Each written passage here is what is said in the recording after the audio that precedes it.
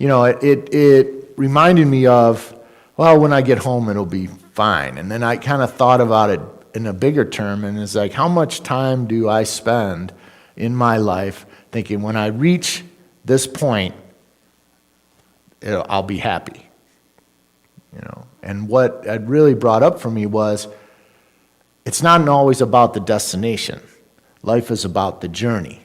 And Bill mentioned that my theme, or my phrase I like to say a lot, is carpe momentum, seize the moment. Right? We're familiar with seize the day, but our life is really a collection of moments. Right? And the example of the chanting is an example of bringing us into the now, bringing us into this moment. I know for me that my mind will go, and that at the intro, I got a lot of irons in the fire, right? But it's, how do you do all that? Moment by moment by moment, and our life is a collection of moments, right? The Buddha said that in his first teaching, he gave 4 noble truths. The first is life is suffering. Life is suffering because of our desires, because we desire. We can get out of that suffering by following the 8 noble truths. And those are right view, right resolve, right speech, right conduct, right livelihood, right effort, right mindfulness, and right samadhi, or meditation.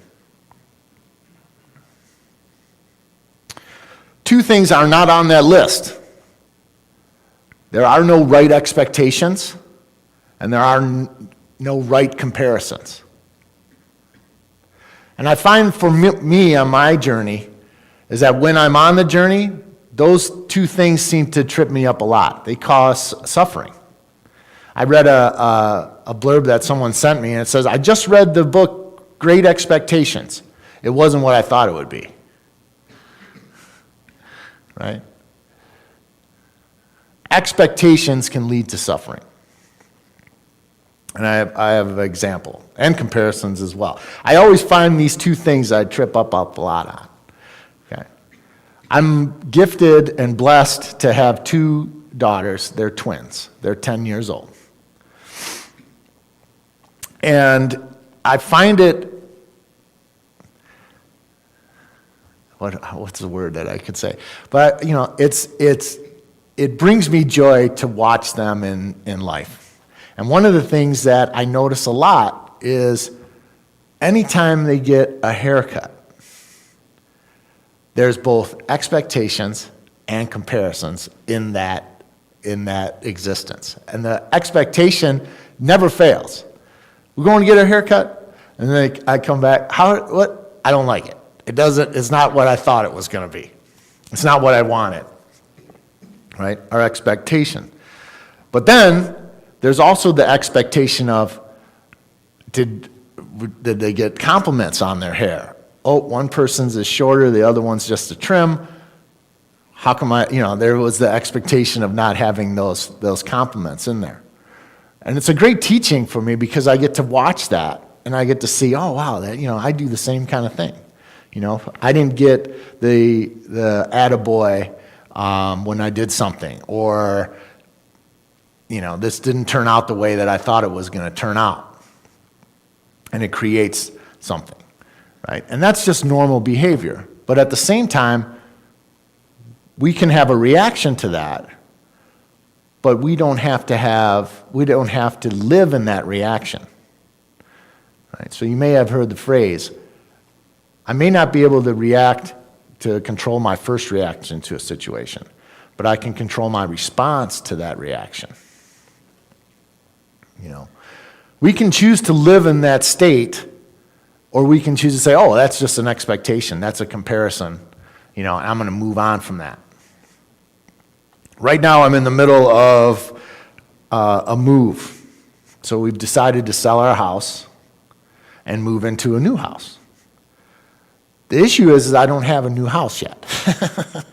So it's the whole issue of, or the whole situation of selling a house, finding a house, buying a house is wrought with expectations and comparisons. And so I find myself right in the middle of that, with getting the house ready. At first it was like, I don't want, a lot of resistance, But then when I leaned into the right effort and put all my energy into really getting the house ready for sale, it was enjoyable. It felt good to get rid of all kinds of stuff that we had been collecting, It felt good to look into the basement and actually see the walls and the floor. It felt really good. And there was joy in that. Looking at houses, you look at, here's a good one. And immediately I realized that, it had all, like this one house had all the things that we were looking for. And immediately I created a picture in my head of what that house was going to look like. Right? So I had a preconceived notion before I even got there. And so then when I get there and I get out of the car, I'm like, this doesn't look like what's in my head. Of course it's bad, This isn't going to work. But I hadn't even stepped 2 steps from the car yet, And what I realized is that it wasn't about the house, and it wasn't about what I had created. I hadn't given myself enough time to be in the moment of driving there, of the journey to that house, and enjoying the fact that, hey, I'm going to look at a house. I'm going to, enjoy this moment. I'm going to breathe this in, this moment right now. I'll never have this moment again.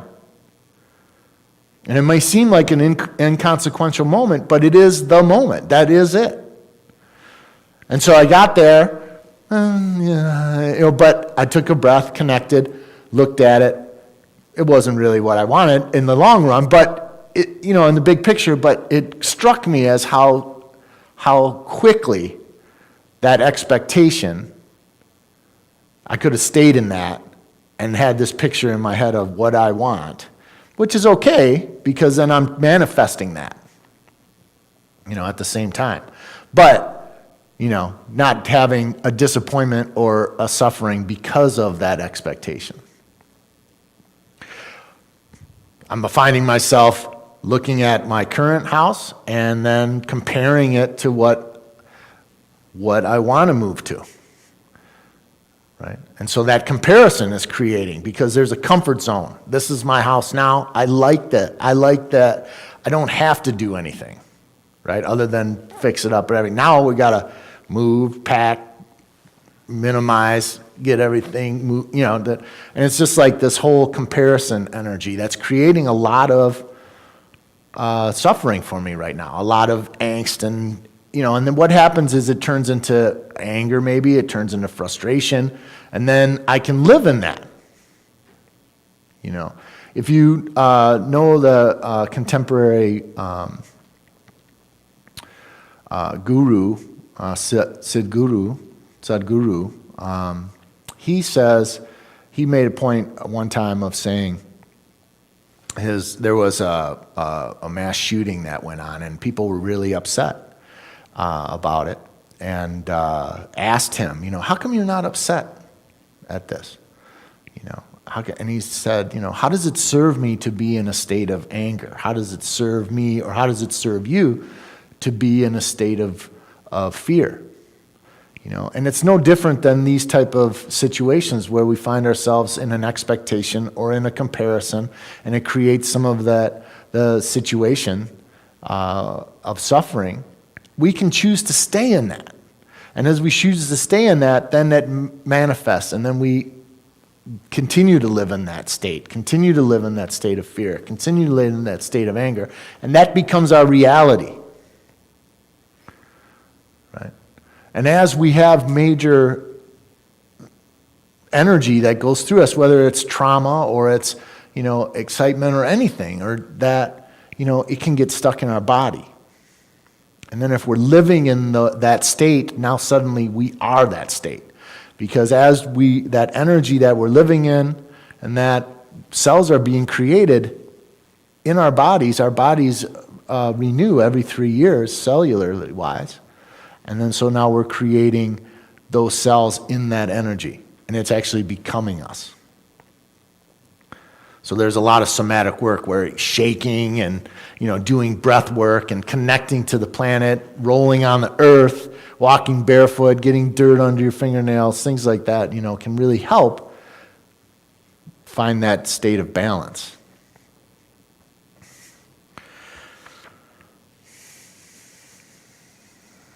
So when you find yourself in that state, when I find myself in that state, what is it that I can do? Chanting helps. Chanting helps a lot. Prayer helps. Just finding that space where you can be one, be in the moment. Being upright, leaning in, letting go. These are all things that, all work together. I find that when I really get caught up in something, the minute I let go of it, and truly let go, is when a situation presents itself or a solution presents itself. Not getting so caught up in one view, and opening yourself up, leaning in, what I call leaning in. So there may be situations or even people that might test you. Like you come up to, and it's just like, oh man, that really bugs me. Buddha said that those situations are mirrors, because it's not about the situation or the people or that, it's about what we need to work on to make that situation less tense. What do we work on? Right?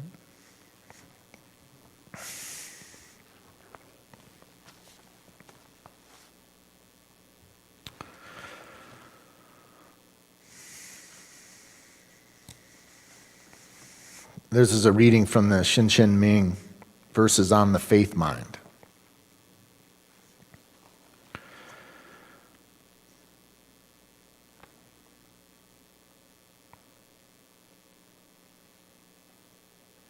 Indeed, it is due to our grasping and rejecting that we do not know the true nature of things.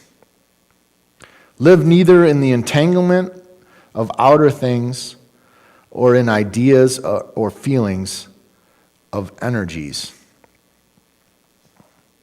Be serene and at one with all things, and erroneous views will disappear by themselves.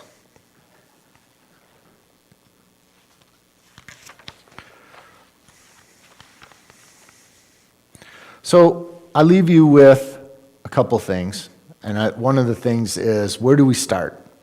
We can lean in, we can let go, but I find that the thing that really brings joy is being grateful.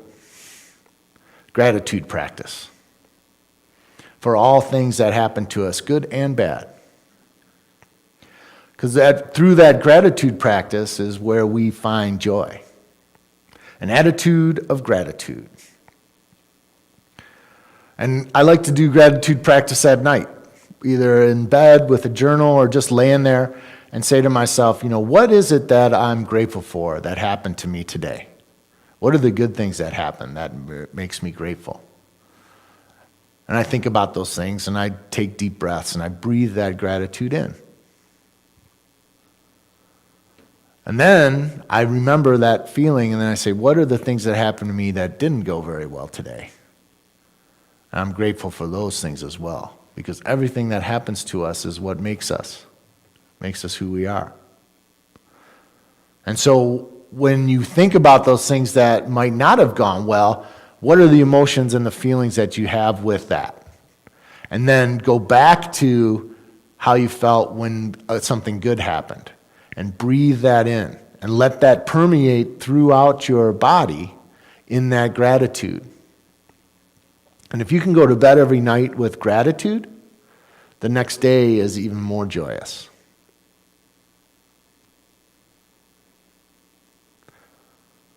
Living in joy, enjoying the path home. That's really what it's about, is the journey. So thank you very much.